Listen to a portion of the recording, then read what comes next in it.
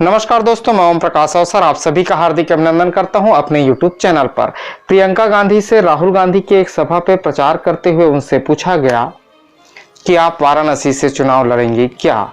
तो प्रियंका गांधी ने कहा कि अगर उनके भाई यानी कि राहुल गांधी कहते हैं तो वो निसंदेह ही वाराणसी से चुनाव लड़ेंगी प्रधानमंत्री नरेंद्र मोदी के खिलाफ। अब अगर वो प्रधानमंत्री नरेंद्र मोदी के खिलाफ वाराणसी से चुनाव लड़ती हैं तब की हम परिस्थितियों पर चर्चा करते हैं। उन परिस्थितियों पे कि किसका पल्ला भारी होगा और किसका पल्ला कमजोर होगा, कौन सी परिस्थितियां किसको फायदा पहुंचाएंगी और कौन सी परिस्थितियां किनको नुकसान पहुंचाएंगी, इस विषय पर हम आज चर्चा करेंगे।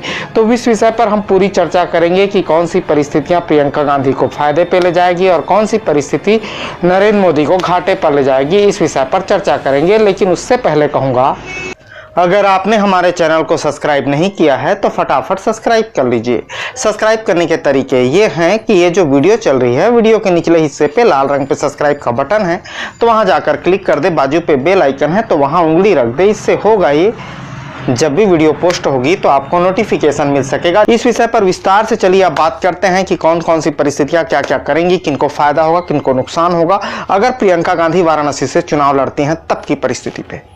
2019 में प्रियंका गांधी अगर वाराणसी से चुनाव लड़ती है तो नरेंद्र मोदी और प्रियंका गांधी दोनों के लिए ये बातें बहुत ही महत्व रखेंगी।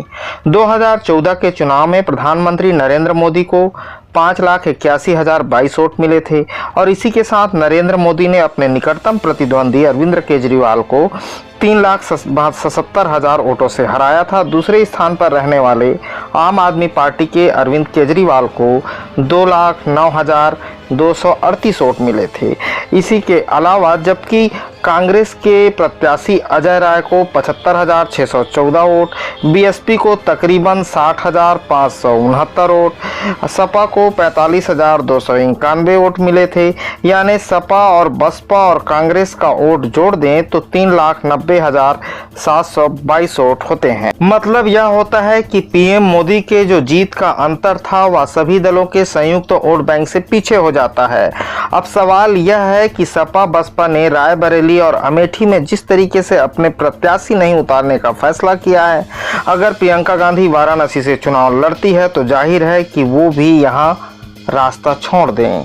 तो इस तरीके से ये मोदी को भारी पड़ सकता है। बात जातिगत समीकरण की करें तो वाराणसी में बनिया मतदाता करीब 3,25,000 हैं जो बीजेपी के कोर वोटर हैं। अगर नोटबंदी और जीएसटी के बाद उपजे गुस्से को कांग्रेस भुनाने में कामयाब होती है तो वह वोटर कांग्रेस की ओर खसक सकता है।